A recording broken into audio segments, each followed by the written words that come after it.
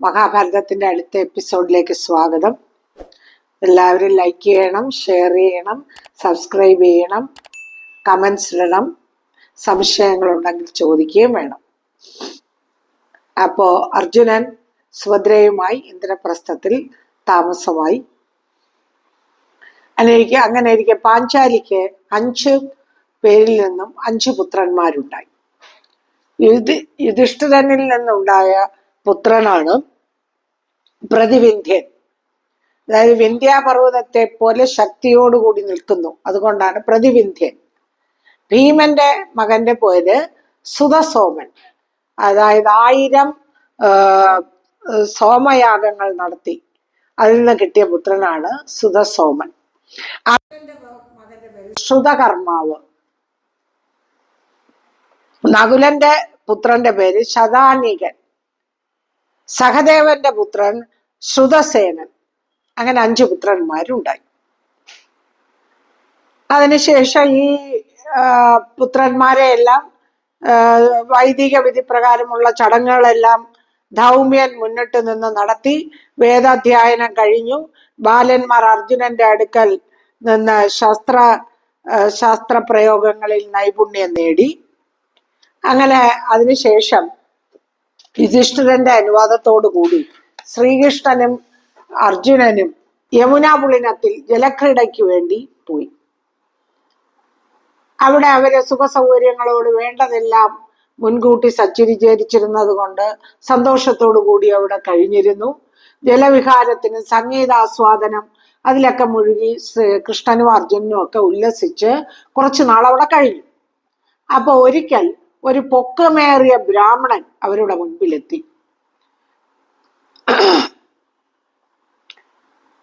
കൃഷ്ണാർജുനന്മാരായ അദ്ദേഹത്തെ നോക്കിയപ്പോ കനലിൽ ചുട്ടെടുത്ത കനകം പോലെ തിളങ്ങുന്ന ശരീരം, പിങ്കളവർണ്ണമായ ജടാമകുടം, മുഖത്ത് നീണ്ടു വളർന്ന താടിമീശ, മരവുരി ധരിച്ചിരിക്കുന്നു. തേജസ്വിയായ ആഗതനെ കണ്ട കൃഷ്ണാർജുനന്മാർ എണീറ്റ് ആദരവോടുകൂടി അദ്ദേഹത്തിന്റെ അടുത്തേക്ക് ചെന്നു. അപ്പൊ ബ്രാഹ്മണൻ പറഞ്ഞു, നിങ്ങൾ ഇരുവരും ലോകത്തിലെ മികച്ച വീരന്മാരാണ്. ഞാൻ ഏറെ ആഹാരം കഴിക്കുന്ന ഒരു ബ്രാഹ്മണനാണ്. ഇപ്പോൾ കാണ്ഡവ വനത്തിനടുത്തു നിന്ന് ആഹാരം ഭിക്ഷയായി യാചിക്കാനാണ് ഞാൻ വന്നത്. അപ്പൊ കൃഷ്ണാർജുനന്മാര് ചോദിച്ചു, ഏതു വിധത്തിലുള്ള ആഹാരമാണ് അങ്ങേക്ക് വേണ്ടത്? ആവശ്യം അറിഞ്ഞാൽ അത്തരത്തിലുള്ള ആഹാരത്തിന് ഏർപ്പാടാക്കാം. അപ്പൊ ബ്രാഹ്മണൻ പറഞ്ഞു, ഞാൻ അഗ്നിദേവനാണ്. എനിക്ക് സാധാരണ ഭക്ഷണമൊന്നും വേണ്ട. എനിക്ക് യോഗ്യമായ ഭോജ്യമാണ് വേണ്ടത്. കാണ്ഡവ വനം ദഹിപ്പിക്കാൻ ആഗ്രഹമുണ്ട്. ആ വനത്തിൽ കുടുംബസമേതം സുഹൃത്തുക്കളോടൊപ്പം തക്ഷകൻ എന്ന നാഗം വസിക്കുന്നു. അതുകൊണ്ട് ഇന്ദ്രൻ ആ വനം ഭക്ഷിച്ച് ദഹിപ്പിക്കാൻ സമ്മതിക്കുന്നില്ല. അപ്പോഴത്തേക്ക് മേഘങ്ങളെ കൊണ്ട് മഴ പെയ്യുകയാണ് ചെയ്യുന്നത്. ഞാൻ ആ വനത്തിൽ ചെന്ന് അത് ദഹിപ്പിക്കാൻ ശ്രമിക്കുമ്പോ ആ സമയത്ത് ദേവേന്ദ്രൻ മഴ പെയ്യിക്കുന്നു.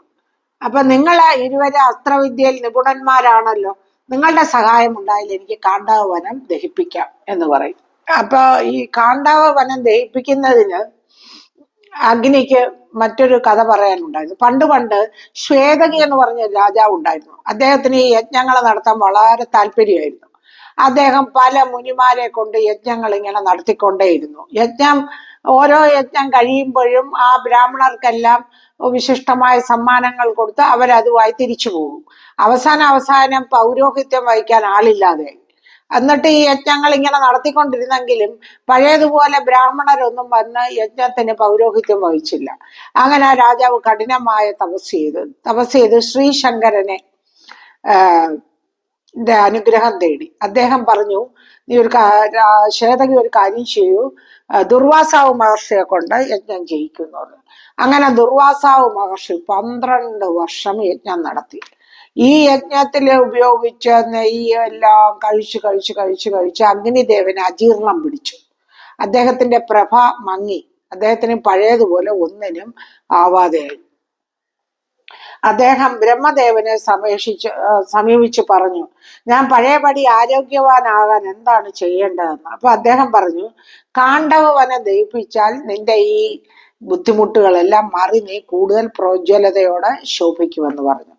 അതനുസരിച്ച് എനിക്ക് കാണ്ഡാവനം ദഹിപ്പിക്കണം. അതിനാണ് ഞാൻ വന്നത്. വീരന്മാരായ നിങ്ങൾ രണ്ടുപേരും വിചാരിച്ചാൽ കാണ്ഡാവനം എനിക്ക് ദഹിപ്പിക്കാൻ കഴിയും. അപ്പൊ അർജുനൻ പറഞ്ഞു, അഗ്നിദേവ, അങ്ങയുടെ ആഗ്രഹം സാധിച്ചു തരാം. എനിക്ക് ദിവ്യാസ്ത്രങ്ങൾ ആവശ്യം പോലെ ഉണ്ട്. പക്ഷെ എന്റെ കൈക്കിണങ്ങുന്ന വില്ലില്ല, അസ്ത്രങ്ങൾ പ്രയോഗിക്കാൻ പറ്റിയ ബാണങ്ങളില്ല, കൂടുതൽ ബാണങ്ങൾ വഹിക്കാവുന്ന തേരുമില്ല. ഈ സമയത്ത് നാഗങ്ങളോടും പിശാചുക്കളോടും ഒക്കെ എതിരിടേണ്ടി വരും. അതിനൊക്കെ പറ്റിയ ആയുധങ്ങൾ ശ്രീകൃഷ്ണന്റെ പക്കലുമില്ല. കാണ്ഡാവനം ദഹിപ്പിക്കുമ്പോൾ ഇങ്ങനെ ഇന്ദ്രൻ തടുക്കാൻ യുദ്ധസാമഗ്രികളെല്ലാം വേണം. ഇന്ദ്രൻ അത് ദഹിപ്പിക്കാതിരിക്കാൻ ശ്രമിക്കുമല്ലോ. അതുകൊണ്ട് കരുത്തും കൗശലവും ഒക്കെ ഞങ്ങൾക്കുണ്ട്. ഈ ആയുധ സാമഗ്രികളെല്ലാം ഞങ്ങൾക്ക് വേണം. അർജുനൻ പറഞ്ഞത് കേട്ട് അഗ്നി ജലദേവനും ദിക്പാലകനുമായ വരുണനെ വിളിച്ചു. ഉടനെ വരുണൻ അവിടെ പ്രത്യക്ഷപ്പെട്ടു. അഗ്നി പറഞ്ഞു, സോമൻ എന്ന രാജാവ് അങ്ങേക്ക് അമ്പൊടുങ്ങാത്ത ആവനാഴിയും കാണ്ഡീവം എന്ന വില്ലും വാനര ചിഹ്നമുള്ള ധ്വജത്തോടു കൂടിയ തേര് സമ്മാനിച്ചിട്ടുണ്ടല്ലോ, അതെല്ലാം എനിക്ക് തരണം. ചക്രായുധം കൂടി തന്നാലും. അപ്പോ അഗ്നിദേവൻ വരുണന്റെ കാണ്ഡീവം എന്ന് പറയുന്ന വില്ല്, വാനര ചിഹ്നത്തോടു കൂടിയ ചിഹ്നമുള്ള വാനര ചിഹ്നത്തോടു കൂടിയ കൊടിയുള്ള ധ്വജം, തേര്, ധ്വജത്തോടു കൂടിയ തേര്, ഇതെല്ലാം, പിന്നെ ചക്രായുധം, ഇത്രയും എനിക്ക് തിരിച്ചു തരണം എന്ന് പറയും.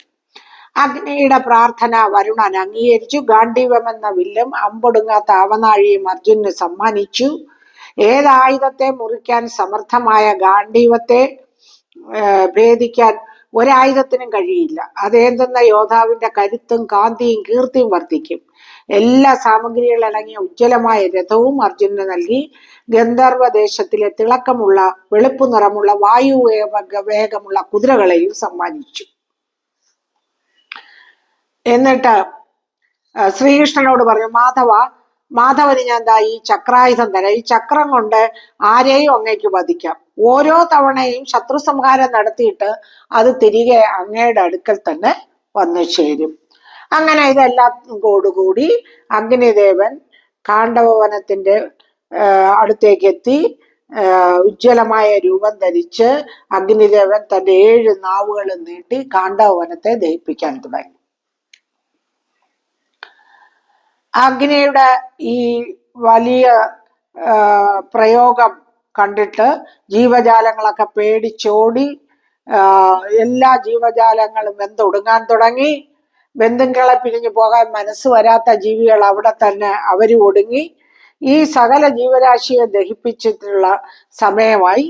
ആ സമയത്ത് ദേവന്മാരുടെ സംരംഭം കണ്ട് ഇന്ദ്രൻ അഗ്നിബാധയിൽ നിന്ന് കാണ്ഡവനത്തെ രക്ഷിക്കാൻ ഒരുങ്ങി. ഇന്ദ്രന്റെ ആജ്ഞ അനുസരിച്ച് മേഘങ്ങൾ ഉരുണ്ടുകൂടി.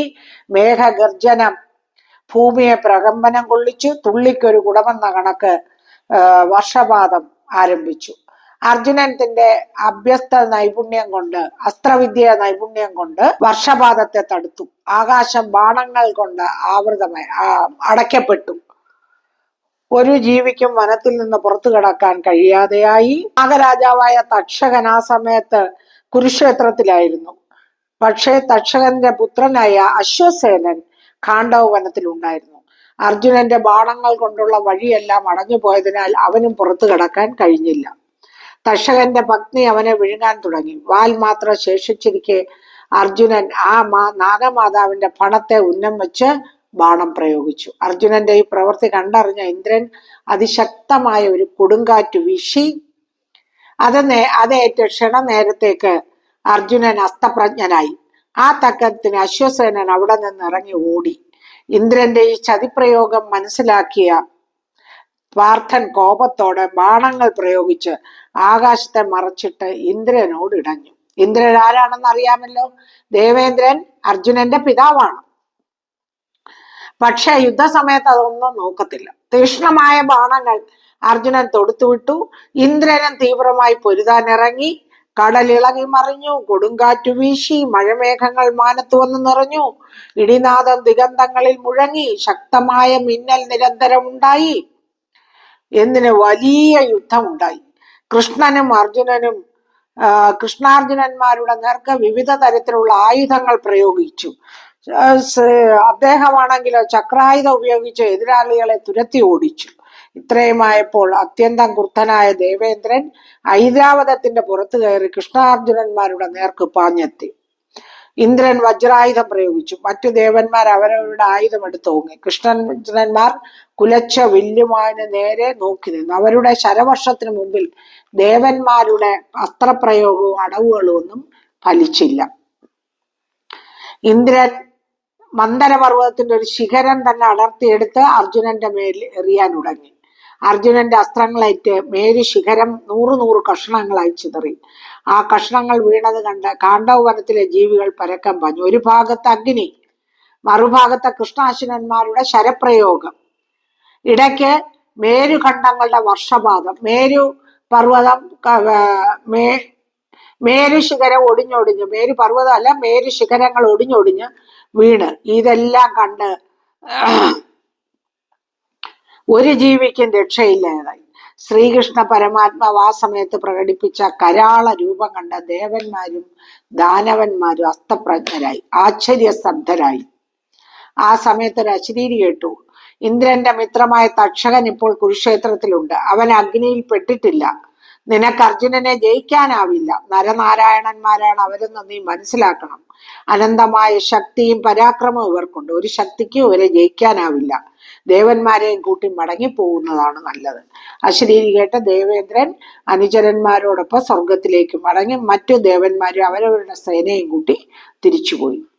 മയൻ എന്ന അസുരൻ തക്ഷകന്റെ വാസസ്ഥലത്ത് നിന്ന് ഇറങ്ങി ഓടുന്നത് ശ്രീകൃഷ്ണൻ കണ്ടു. അഗ്നി അയാളെ പിന്തുടർന്നു പോയി. ഭഗവാൻ അസുര നിഗ്രഹത്തിന് ചക്രായുധം എടുത്തു. മുന്നിൽ ചക്രായുധം, പിന്നിൽ ആളിക്കത്തുന്ന കാട്ടുതീ.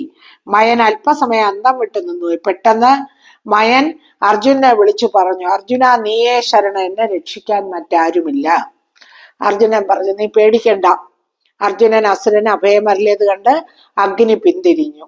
ഭഗവാൻ ചക്രായുധം പ്രയോഗിച്ചില്ല. അങ്ങനെ 15 ദിവസം കാണ്ഡവവനം എരിഞ്ഞുകൊണ്ടേയിരുന്നു. ആ അഗ്നിബാധയിൽ നിന്ന് 6 ജീവികൾ മാത്രം രക്ഷപ്പെട്ടു. അശ്വസേനൻ, തക്ഷകന്റെ മകൻ, മയൻ എന്ന അസുരൻ, 4 ശാർങ്ങര പക്ഷികൾ, ആ പക്ഷികളുടെ പിതാവായ മന്ദപാലനും കൂട്ടത്തിൽ വലിയ പക്ഷിയായ ജരിതാരിയും അഗ്നിദേവനെ സ്തുതിക്കിയാൽ അവ രക്ഷപ്പെട്ടു. ഒടുവിൽ വീണ്ടും ബ്രാഹ്മണ രൂപം ധരിച്ച അഗ്നി കൃഷ്ണാർജുനന്മാരുടെ മുൻപിലെത്തി. ആ സമയത്ത് ഇന്ദ്രാദി ദേവന്മാരും അവിടെ എത്തി. ഇന്ദ്രൻ കൃഷ്ണാർജുനന്മാരോട് പറഞ്ഞു, അന്യർക്ക് ദുഷ്കരമായ കാര്യമാണ് നിങ്ങൾ ചെയ്തത്. എനിക്ക് വളരെ തൃപ്തിയായി. മനുഷ്യർക്ക് അത്യന്തം ദുർലഭമായ ഏതു വസ്തുവും ആവശ്യപ്പെട്ടുകൊള്ളുക. അർജുനൻ, അങ്ങ് എനിക്ക് എല്ലാ ദിവ്യാസ്ത്രങ്ങളും തരണം.